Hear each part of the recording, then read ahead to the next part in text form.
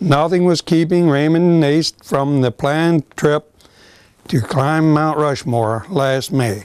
Not even a coronary artery bypass graft surgery, said the 72-year-old from Spring Grove.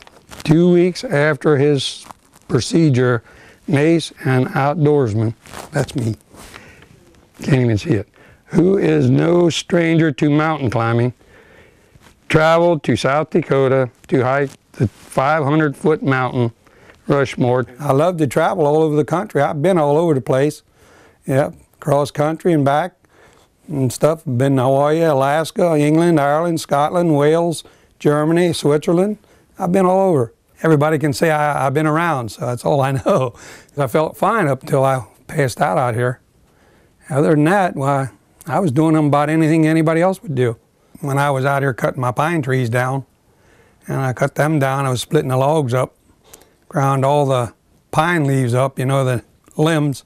Of course, I had two logs to split yet when this thing hit me. And she said I hope it passed out. They found out I had 5 blockages, and so I told them, I said, well, you can do the worst one. And that's when they decided to do the one that was 99% closed. All I said to the doctor, I said, well, I got a bus trip in a week's time. I said, you can fix the worst artery and stuff like that. He said, after that, I said, I got a bus trip to go on and I ain't missing it. Then it didn't mean much to me, you know, it's do whatever you got to do. You know, get me back on the road again. It wasn't long in there. I was out and it was almost over before I knew it. They gave me that operation and with that robot. And on Wednesday and then on Friday, I come home, and then the following Friday I went on a 10-day bus trip. If I wanted to go somewhere, I took my time and went.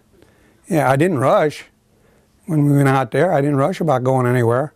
They even took a wheelchair along on the bus, and they wanted to know if I wanted a wheelchair. I said no.